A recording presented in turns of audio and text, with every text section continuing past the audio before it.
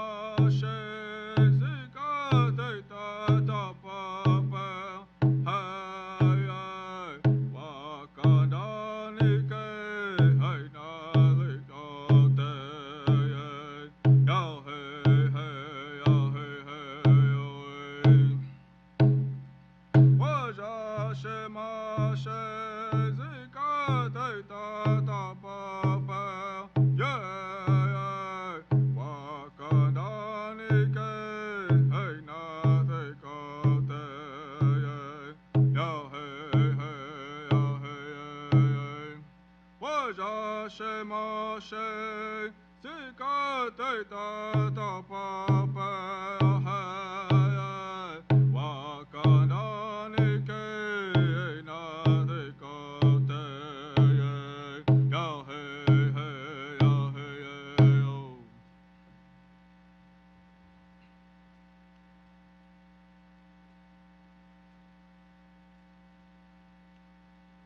you all may be seated at this moment. Thank you, Mr. Yellowfish, for supporting the Native American Student Association and honoring us with the flag song and the prayer song. At this time, I'm pleased to introduce Dr. Elizabeth Payne, who is the director of the Center for Sovereign Nations, as she provides us with our official welcome and opening remarks.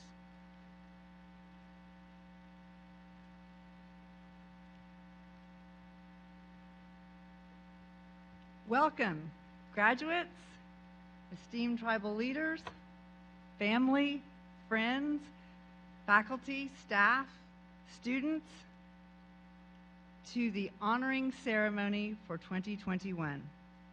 Both Assistant Director Sky Rogers and I welcome you on behalf of the Center for Sovereign Nations team.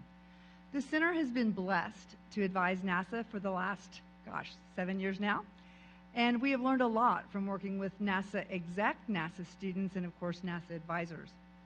The center's threefold mission is to advocate for and educate about tribal sovereignty, to promote student success in graduation, and to increase the number and the quality of partnerships between the university and the tribal nations in Oklahoma. Any graduation is a significant achievement, which should be noted and celebrated. Let's share our respect for the 2021 graduates with a little round of applause.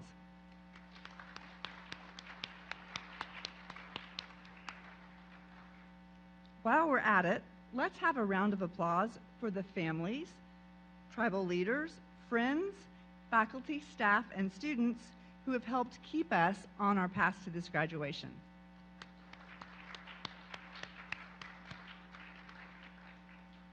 Graduates, your achievements are especially impressive during this year of unprecedented pandemic-related challenges. You adjusted to classes that were in person, online, and hybrid. You moved student organization meetings from in person to online to back in person. You socially distanced. You returned and figured out how to participate in a robust way in the university experience. And I think you deserve to be recognized for that resilience and for all that you have achieved. You've persevered and you've risen, and you are here today to celebrate your graduation. Graduates, you have our hearts, and we look forward to continuing to celebrate you along your path. When you're back on campus, don't forget to come see us. And one more time, go Pokes.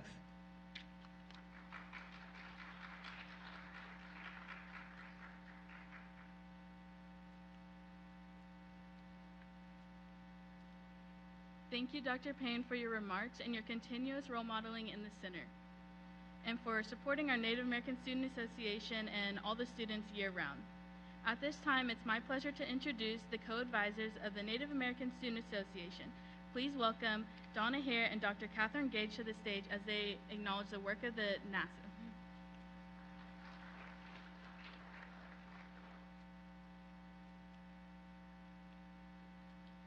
Good afternoon. My name is Donna Hare. They usually refer to me as Donna Writing in Hare here. I am pleased to be one of the co-advisors for the Native American Student Association.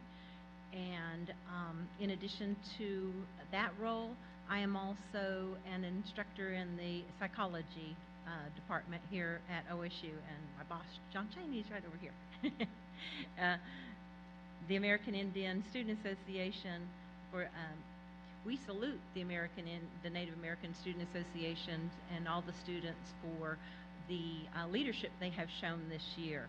These students have managed to keep the same energy and accomplishments as ever with a year full of events, including virtual meetings that we've learned to how to feed, and where we've learned from guest speakers from campus and from around the state.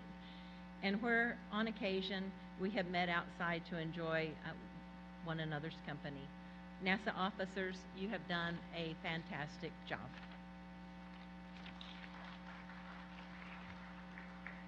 Good afternoon. I'm Donna's co-advisor, Catherine Gage.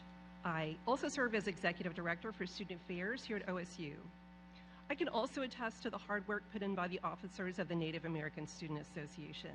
Those officers here, present and past, have done everything from running powwows attended by hundreds of community members to managing an entire year's worth of meetings and activities, and have done other important work too, like the simple act of greeting new freshmen who are seeking friendship and a place to belong. Now I'd like to ask this year's and next year's officers in the Native American Student Association to stand and be recognized as I call your name. You've already met our amazing president, Ms. Jasmine Fitzsaxith. Serving as our vice president this year is Ms. Mckaylan Audubo. This year's secretary and next year's vice president, Mr. Jarrett Carpenter. Kate Coupland is this year's social media chair and will serve in that same role next year. Ms. Hadley Hume is the incoming NASA president and has served as volunteer and community service chair this year. Antoinette Ballone is this year's treasurer and will return in that same role next year. Thank you so much for your applause, officers. You may be seated. And also at this moment, if there are any students present who have previously served as an officer in the Native American Student Association, would you please stand and be recognized for your contribution as we applaud you?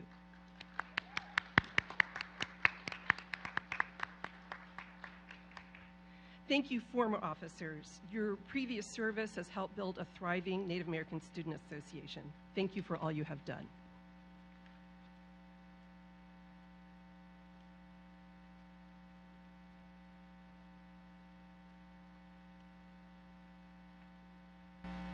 It is now my pleasure to introduce today's guest speaker, Ms. Terry Parton. She is the president of the Wichita and affiliated tribes located in Anadarko, Oklahoma.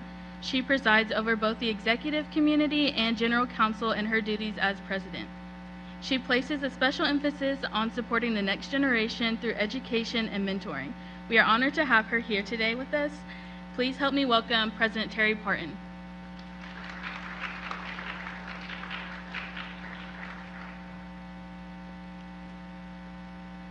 Good afternoon, everyone. Thank you to the Native American Student Association for asking me to speak, and thank you to Mckaylan. I've known Mckaylan since she was second grade in my language class that I used to teach at the tribe and stuff, and so I'm honored to be here and be able to follow her through her education and speak today. Ashita Sheets Ak, Terry Parton, Tatit Titty, Kitty Kitties, that's E. I said, how are you all? My name is Terry Parton, and I'm Wichita. I'm president for the Wichita and affiliated tribes, and I just want to tell you a little bit about my journey, and the way I'm going to kind of talk about the stuff I've been through and everything and express and convey this stuff to you is just remember that everything happens in God's timing. So things you think ought to happen in your life may not always happen the way it's supposed to, but it always happens in our Creator's timing and the plan that He's got set for your life. I graduated from Gracemont High School, a little town north of Anadarko. And that was in 1991. I had a scholarship to go to school and went one semester and then transferred to another school. I ended up getting pregnant and just working. I worked at Brahms and Homeland and Mazio's and stuff like that. And my first job was at Brahms, had a great boss there that taught me work ethic. So I graduated from high school, went to work and stuff and everything, and I now have my bachelor's degree from Southern Nazarene and my master's degree from the University of Tulsa. It took me a long time to get there, and I'll tell you a little bit more about that story here in a little bit, but like I said, I'd worked at Homeland, and one day one of my friends from high school had called me at Homeland. She was working for our tribe and in our housing authority. I'd just gotten married, and she asked me if I wanted to apply for a home, and I told her, yeah, sure. And then I asked her about a job. I'm just kind of off the fly. I was, decorating cakes and stuff. I thought, well, I'll just ask her. And there was a position, a water technician. And So I applied for the home and also applied for that job, not even knowing what a water technician for an environmental program was. You know, I was a cake decorator. And so I got hired for the position, and my friend, a longtime friend, Ira Height, he was the person that hired me. And when I started in there, I started working with our tags and stuff. And about 6 months later, they asked me if I wanted to apply for the enrollment position, and so I applied for it and was hired for that. And I would stay in that position for the next 15 years. Ira was like a mentor to me, and he taught me a lot of stuff he knew and stuff and everything, and actually gave everything he had to me to take on and stuff, from enrollment to I did our tribal tags, our gift shop, our elder payments, our burial assistance, our children's clothing payments. I did the finance part for our tax commission, and took on a lot of things during that time. Our president at the time was Gary Mcadams, and he was president for 18 and a half years, and he had, I went to school with his daughter, Micah was the one that actually called me about the home. And he was in one office over here, and his office was here, and it had piles of paper. And our tribal administrator came in and asked me if I would go and help clean up his office. It was the president's office, you know, I never seen him in there or anything, didn't ever think about it.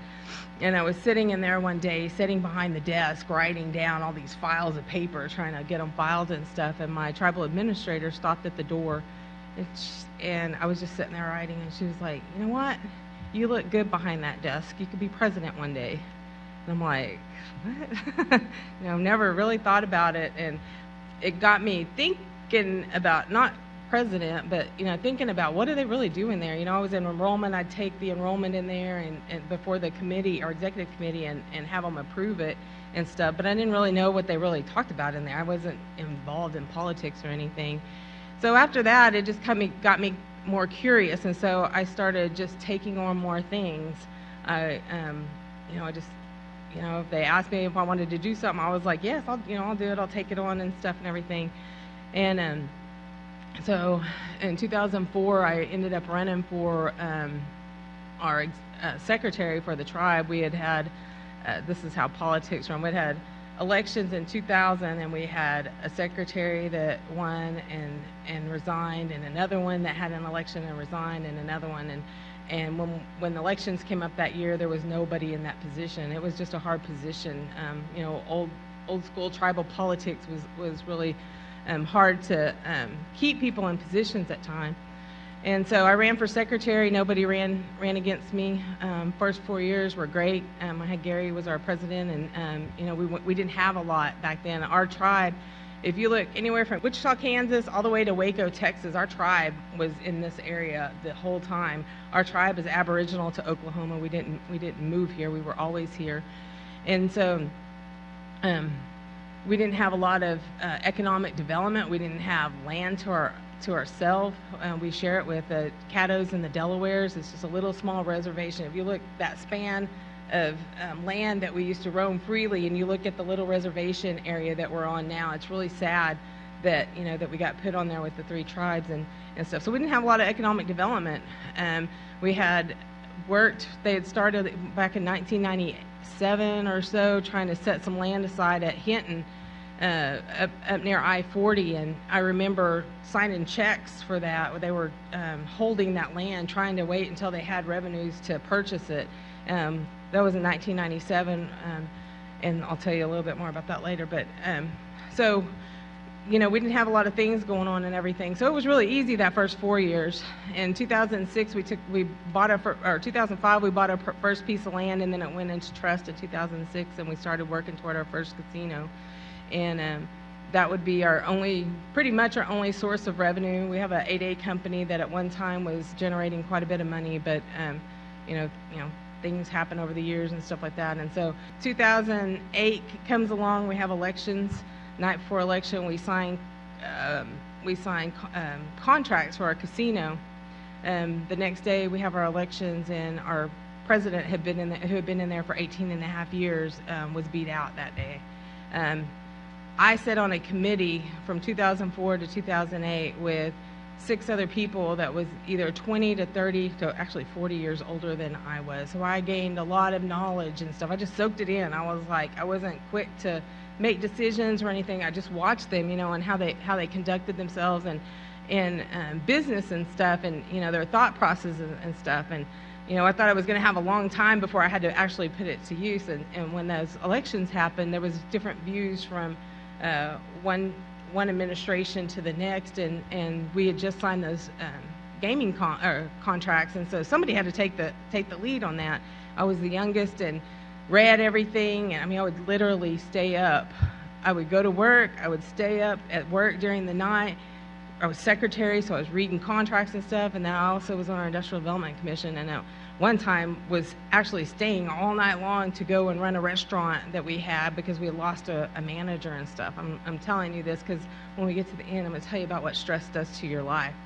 And anyway, that was all good. I learned a lot of things and everything, and so we got the casino open, and things were moving along. That was our first revenue and stuff. It took us a few years to actually get it where it was making money and stuff. And I was a secretary again from 2008 until 2011. And I got really sick in 2010. We had a recall in our tribe, and our former vice president had stepped into the position of president, and I was secretary, and I was trying to help him, keep up with everything. And I was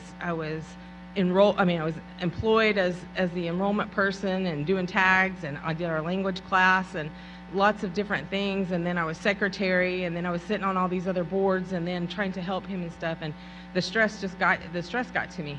I was trying to do all this. I couldn't say no to things, and I was trying to do all this work because I had a goal that I wanted to get to at that time. It's that someday I'd be president and stuff. And so I got really sick during that time, and trying to help him and everything, and I ended up having surgery where I couldn't have kids anymore. I wanted more kids, but work had gotten taken on my time, and it caused a lot of stress, a lot of political things going on at the time and stuff, and that takes a lot of toll on your self-worth, and you take it all personal. At least I did back then. I didn't know I was kind of out there by myself trying to help our president at the time, and we decided to have he couldn't do it without some help, and I couldn't keep on like I was, and so we had elections in June that year after the recall, and I ran. The person that had just been recalled ran, and another lady ran, and the person that got recalled got put back in there. I got 47 votes. I think I have voted for myself too, so one of them was mine, and I was like, I was thinking I did all this stuff for the tribe, like I just thought I was gonna, be in there, but I wasn't upset that I wasn't in there. It was kind of a relief for me because I'd been sick and I needed to heal my body, I needed to heal my mind, I needed to get closer to God and stuff, and so I took a year off. I decided I had started back to school at Southern Nazarene, working toward my bachelor's, and so I took that time, and I didn't plan to get into politics anytime soon, and really was doing good, having a good, peaceful life outside of politics, and we were getting ready to have our elections that next year, and one of my co-workers and somebody that helped in my campaign and stuff, she had invited me to a meeting where they were trying to plan out, who was going to run, and I was like, I don't want to be involved right now. It's just I'm focusing on myself, my school, my family, and all that stuff. And she was like, just come. She said, we went through 4 years where we didn't have any new grants. Everything had just kind of stalled with all the recalls and stuff like that, and so I went to that meeting, and we had a couple of them, and then it got to the point where we had to decide who's running for president, who's going to run for all these other positions. We had watched, our tribe not have any growth for 4 years, and we knew that we couldn't continue that. And so, working from 2004 to 2011, you get to know people, you get to know their politics, you get to know how you get along, how you disagree, and stuff like that. And so we decided that there were 7 of us that was going to run, and everybody started naming, who would run and everything, and then Gary, our former president, had got up and asked if I would run for president, and I was like, I don't want to do that right now, and we just didn't really have any choice. And I said, I'll do it, but I got to finish school. That's for me. That's something that I can take with me wherever I go, and I got to focus on my family and stuff. And we decided that when we ran, that we were going to run together. We didn't care if we didn't like each other, we weren't getting along with each other, we disagreed, that we were going to do something that next 4 years. And so in July 2012, I ran. We won our election, all 7 of us that ran. And we had a great 4 years. We did a lot of things. We expanded our casino with our own cash. We were able to buy all the land that I talked about I was writing checks for in 1997, 98. We were able to buy all that land in 2014. We bought an 80-acre tract outright. We bought a 40-acre tract, a 16-acre tract. We bought a hotel. We renovated the hotel with our own funds. We were able to start a tribal member health plan. For our tribal members, we were able to renovate our community building that had been sitting there for probably about 7 years. Had been gutted and stuff. It was supposed to be a casino at one time, and so we couldn't even use it for anything. So we renovated that. We put up a travel plaza in 9 months. We did a lot of things during that first 4 years because we were all on the same page. And then 2016, ran again. New people got on and stuff, and things kind of stalled just because of politics and stuff like that and everything. But things have been good. We've been trucking along, doing things. Last week we got a $2 million zero suicide grant, and then we got a grant for housing up at Hinton by our casino. It was over $3 million, and so we're moving along. But like I said, everything happens in God's timing. I didn't win that first election. I could have been upset about it. I got closer to God after that. Could have been mad at him and stuff like that. But, I believe that he leads me in everything that I do. I always try to look for him. I make mistakes. I mess up. I have periods. I've been through depression. I've been through, just lots of things and stuff. But he always leads me. And, if I'd given up at that time when I lost, when I really thought that, I should have been in there, then I wouldn't have been ready.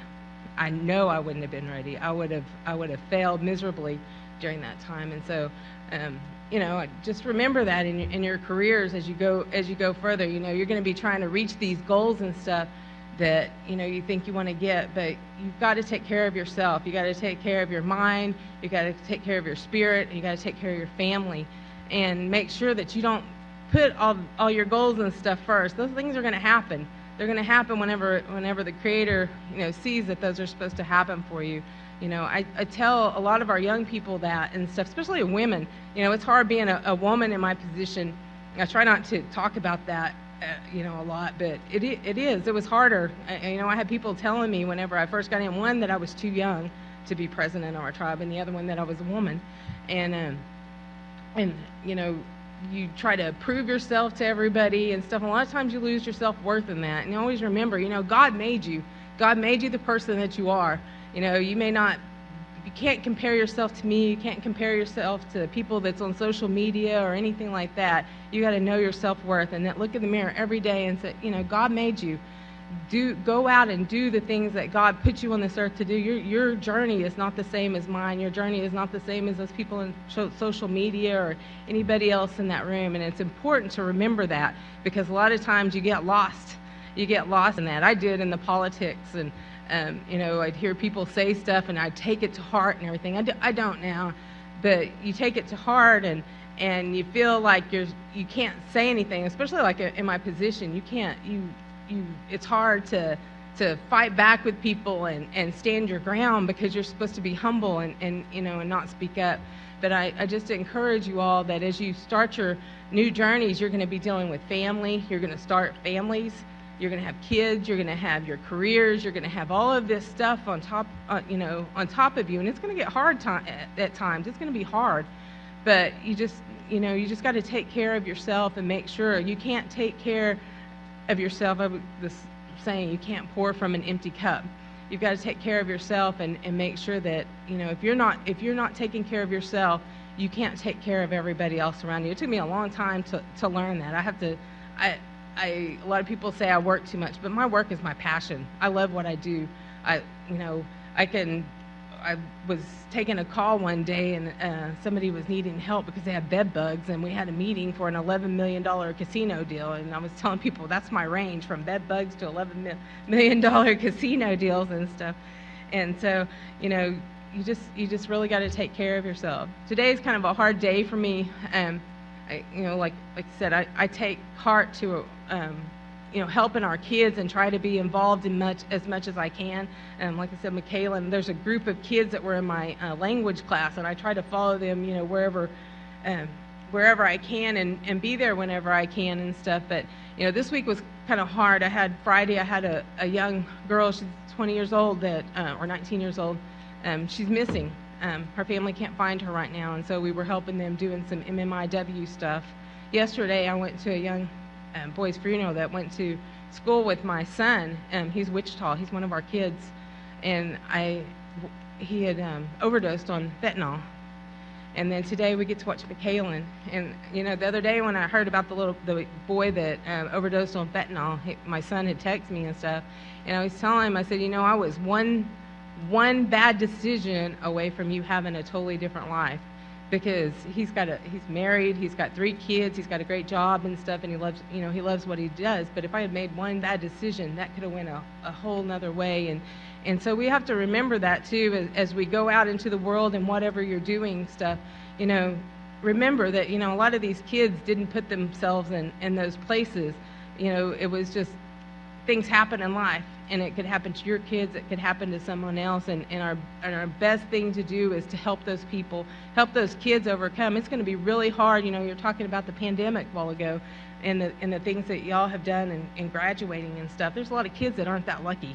There's a lot of kids right now. I talked to our kids that were doing great in school prior to the pandemic, and they are struggling now. They're struggling to keep up and stay engaged, and depression is a big thing. We are really strong on SAMHSA grants right now.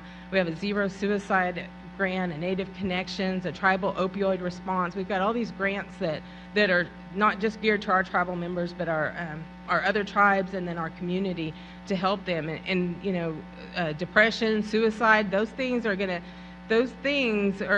have an effect on our kids, after we see this COVID stuff kind of go away and stuff. And so just in your positions, whatever you move on to do, just don't forget about those kids. And I always tell our kids, we have interns. Mckaylan was one of those interns. A lot of times you're given opportunities that other kids do not get, and make sure that especially for our tribal kids, that you come back and make sure that those kids get those same opportunities. And so I ask you, whatever tribes you may be, you're getting opportunities. Your tribe may have paid for your schooling or something like that. Make sure you give back to your tribe. It's very important to go back and help those other kids that might not have those opportunities and stuff. And so anyway, I just want to tell all of you congratulations on everything that you've done, and Mckaylan, and thank you for inviting me. Miss Payne, there's just there, and Donna is our Pawnee relative and stuff. I just want to thank you all for everything that you're striving for, and just always look to our Creator. I mean, you get in a bind. I don't know how you all believe or anything, but I'm telling you, that's where my strength comes from. That's as a tribal leader. That's where I go to, even when I mess up. I have to look to our Creator to, help us along and stuff and everything. And so I just want to thank you all, and just thank you.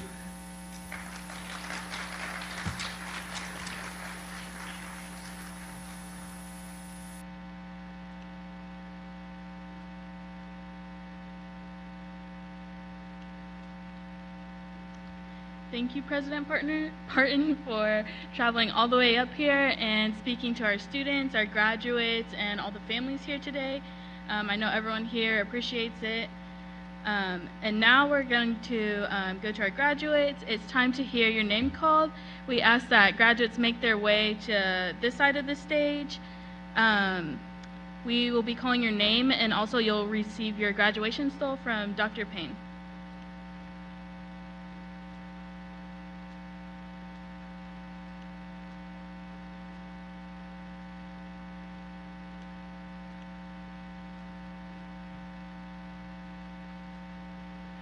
Our first graduate today is Mckaylan Audubo. She's a citizen of the Wichita and affiliated tribes. Mckaylan is earning her Bachelor of Science degree, Human Development and Family Science with a major in sociology.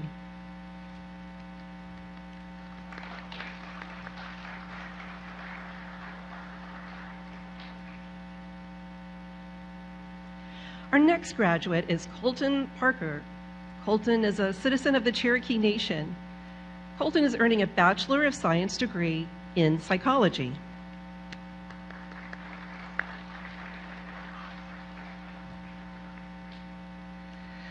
Our next graduate is Brendan Domnick.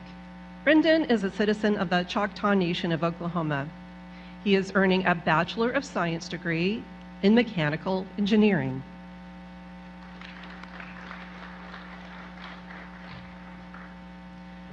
The next graduate is Rachel Martin. Rachel is earning her Master's of Science degree. That degree is in Management Information Systems, and Rachel is a citizen of the Muskogee Creek Nation.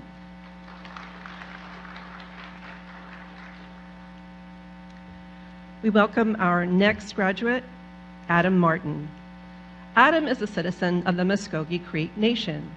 He is earning his Bachelor's of Science degree in Sports Media.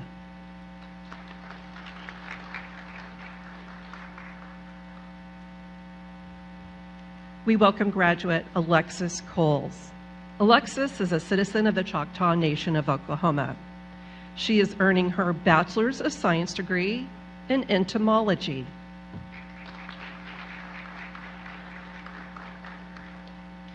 The next graduate is Mackenzie Mccaleb. Mackenzie is a citizen of the Chickasaw Nation. She is earning her Bachelor's degree in Global Studies.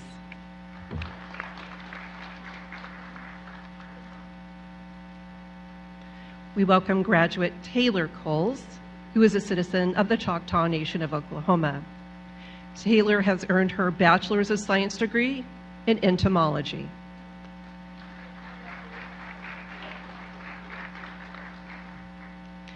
Welcome graduate Jordan Miller of the Wichita and affiliated tribes.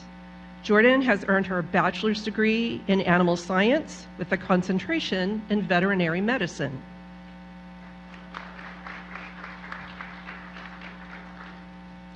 Our next graduate is Morgan Wilcox. Morgan is a citizen of the Choctaw Nation of Oklahoma.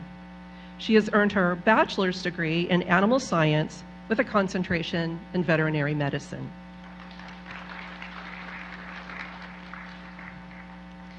We welcome our next graduate, Kensington Cochran, a citizen of the Kiowa tribe. Kensington has earned her Bachelor of Science degree in psychology.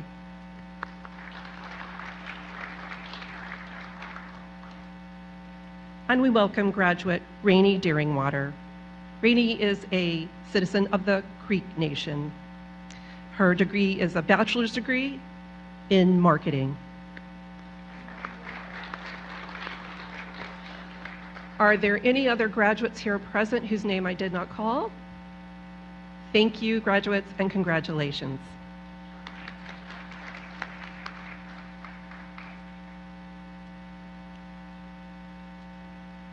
Congratulations, graduates. We will now commemorate at this occasion through an honoring song, and we ask Eddie Yellowfish to return to the stage.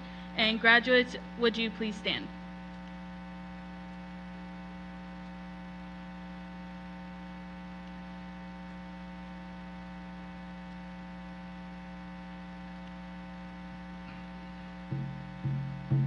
Yeah.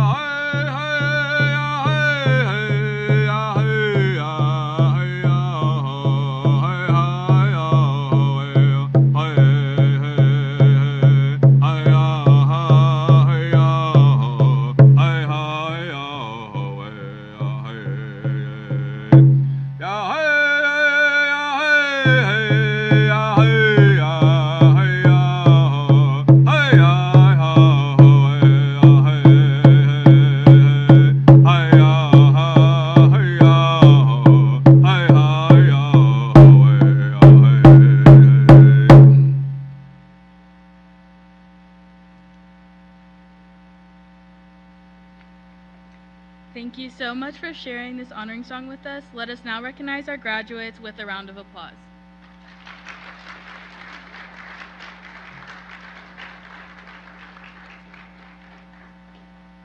To conclude our program, we will now welcome Ms. Sky Rogers, Assistant Director of the Center for Sovereign Nations, who will lead us in the singing of the Osu Alma Mater. The words will be in your printed program.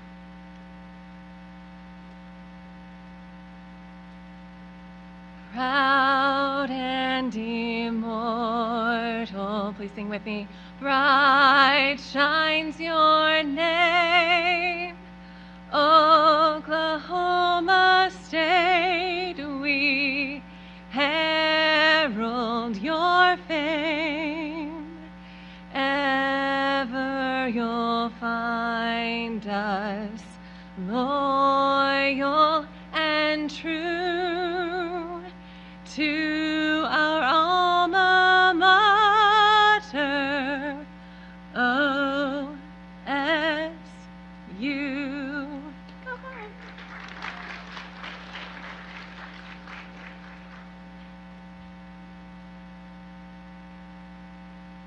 Thank you so much, Sky. Graduates, congratulations on your achievement. We ask that you join us up on stage for a group photo at the conclusion of this ceremony. To President Parton, family, friends, and all honored guests, please enjoy refreshments in the theater lobby. Thank you all for being here and travel safe. Thank you.